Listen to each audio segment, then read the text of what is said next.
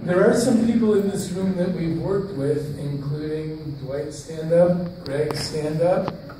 I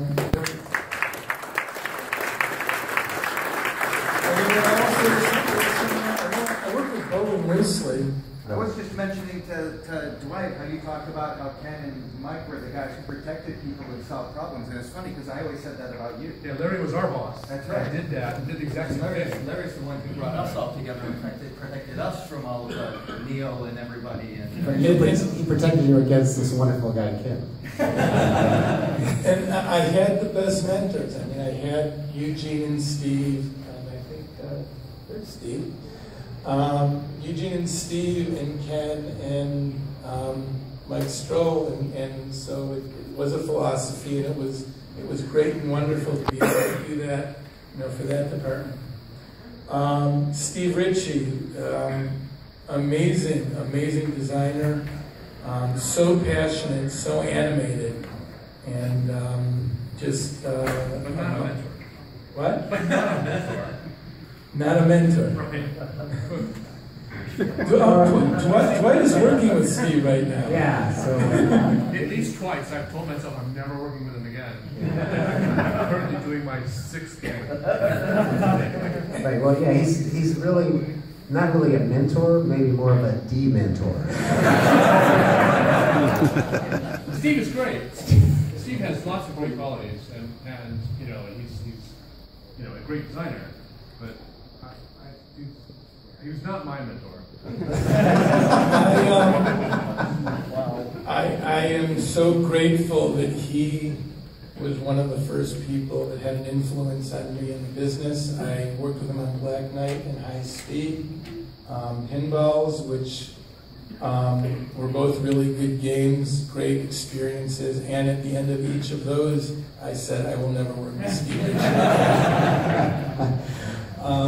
We have remained great friends. I have great admiration, and he continues with all the ups and downs and craziness in the coin-op and in pinball.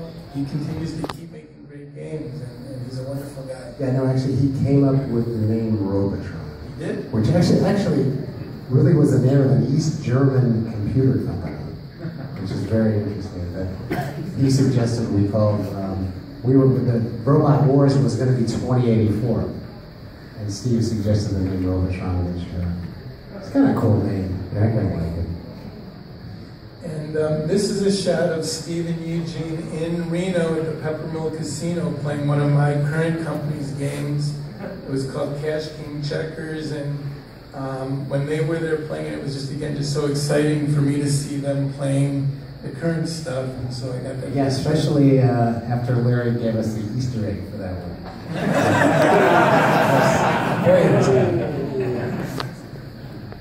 Okay, so now in the present, one of the coolest things is how loved this game is. There's so much competition, there's so many amazing games. There were so many amazing games then, but there is such a strong audience for it. And I discovered in 2014 that some people said, we're going to break 100 million, we're going to play the game for 24 hours, and a guy named Ken House did that. I think it was summer of 2014. And again, we got to watch it on Twitch.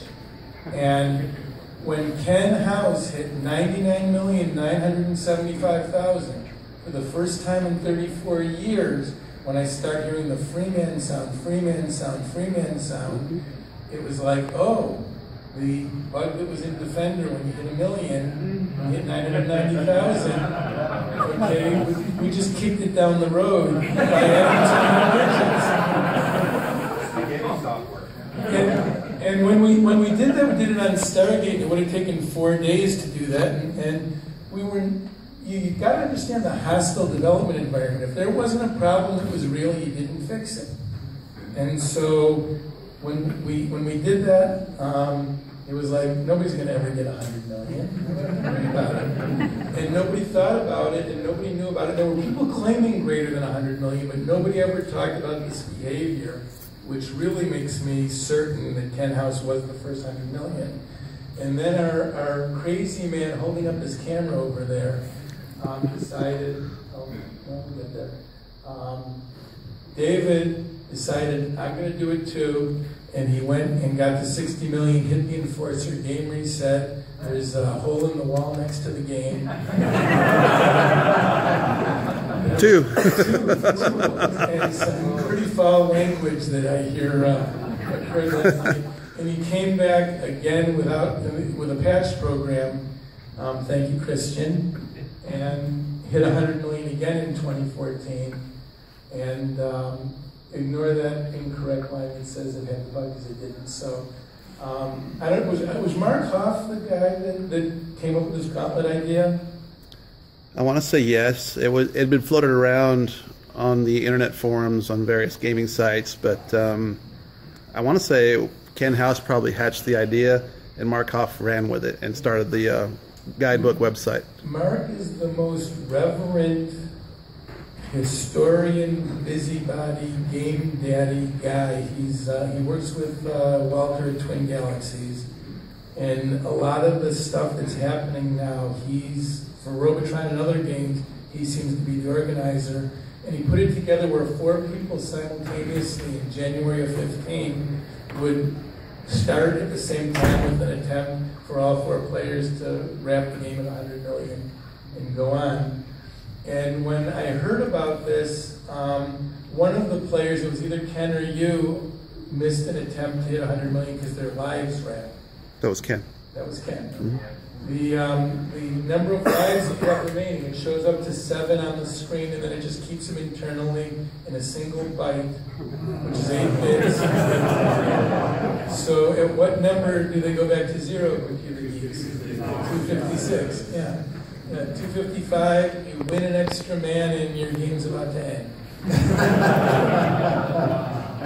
And different players have different strategies of having someone counting their lives and other ways, and they were terribly inaccurate.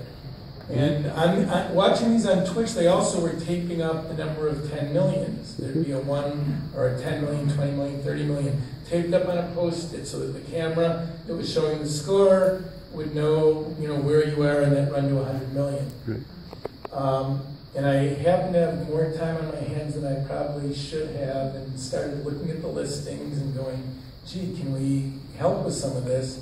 And I ended up creating the tie-dye software, and I ended up doing it in the same way Christian did it. I didn't have the time to reconstruct the whole development environment. So I found a way to really quickly put together a bunch of tools that I had and stuff that I could find. And I've got a 10-minute video that we might run later or in another session that kind of shows it. And was able to come up with and release a new version of Robotron. It was in November of 15 that I let it go right around Thanksgiving. Mm-hmm. It adds this lives counter, and we're showing 26 lives. Mm-hmm. And it takes the scoring to 8 digits, which it is here, but you can't see. And then on January 30th, 4 players. It was Ken, David, Dane Tulloch, he's a pro player from Canada. And coolest thing here, Greg Hansen, he's in his young 20s, I think, was born 14 or 15 years after Robotron came out.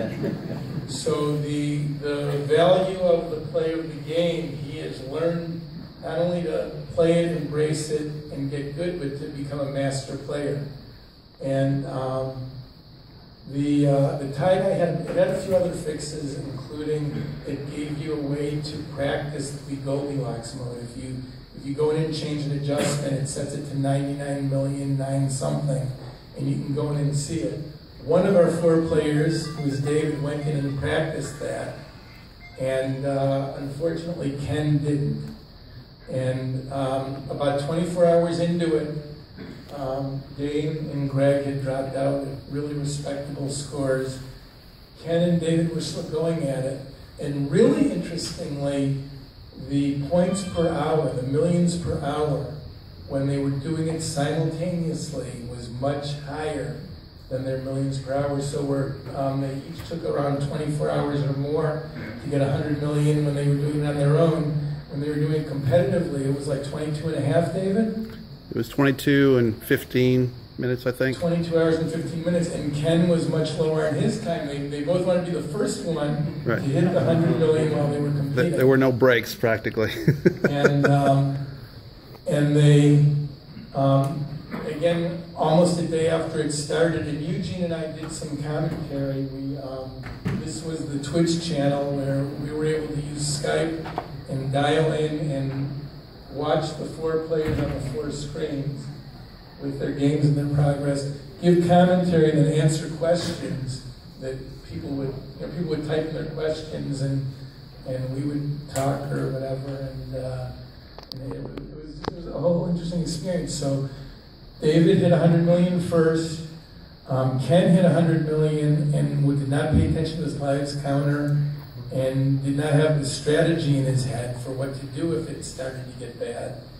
And we're watching it, and I'm actually commenting through it. We don't think he sees it. What's going to happen? I hope he notices. And then his lives wrap, and the big F-bomb, and his game ends about 2 or 3 minutes later, where he's in a hard part of the game with no extra lives, and that I think David might get good enough to fight back from there one day, but I don't think even he's there yet. So that was that's just been amazing. And then David went on. This is the 3rd prong, because in the gauntlet in January he played through 36 hours and stopped at 150 million. Okay. Then, because he wanted his hands to hurt a lot or something, I was bored. he set the difficulty to 10 and played around with it to see how long can I maintain that. And after he realized he was good enough to play at difficulty 10 forever, he went and did a 24-hour session. Well, hold on, that's difficulty 5 right there. That's Right. that's not 10. Right. Just He to did clarify. a 24-hour session at difficulty 10. Right. And then after that, he went and said, let's see how long I can humanly stay awake and have my hands not fall off. Right. And he played 43 hours. He put in a quarter, which is that quarter, which has a date of 1984, the destruction of VidKidz. It was due to players like him that arcadors didn't make any money.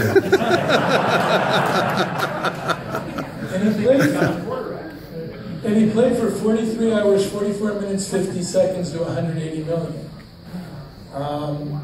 And I met David for the first time about 3 weeks ago or 2 weeks ago when he was in Chicago, 4th of July weekend, and that's your Defender marquee, but of course Mark Hoff sent several marquees to be signed to give to the winner of the next Robotron gauntlet. Right, so yeah, why does he get a Defender marquee for doing Robotron?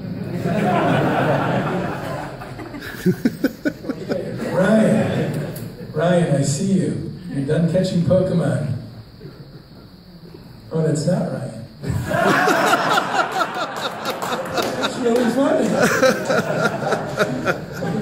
My bad eyesight and somebody that has enough of a similar image. Okay, Ryan he's catching them all. This is Ryan. Again, when you grow up with a game designer, you grow up with a basement full of machines. And Ryan is playing this Robotron at this point when he's pretty young, but he didn't have any interest in the game. He moved on to the next game and didn't play it for a week or a month or a year. But, it's great. Ryan has discovered Robotron in the last 6 months, and he's been playing it. He's over 500,000 now, doing really well, and he loves the game.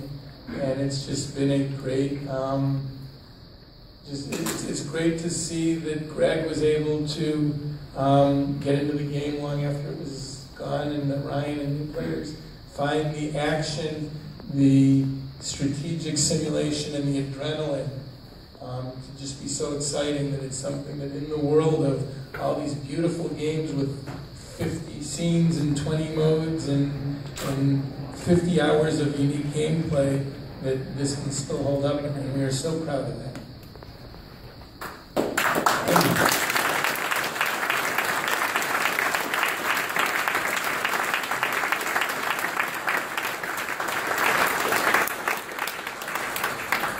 Unfortunately, we completely bumped up against a half hour over. So, Every question about Robotron has been asked and answered, so we're good.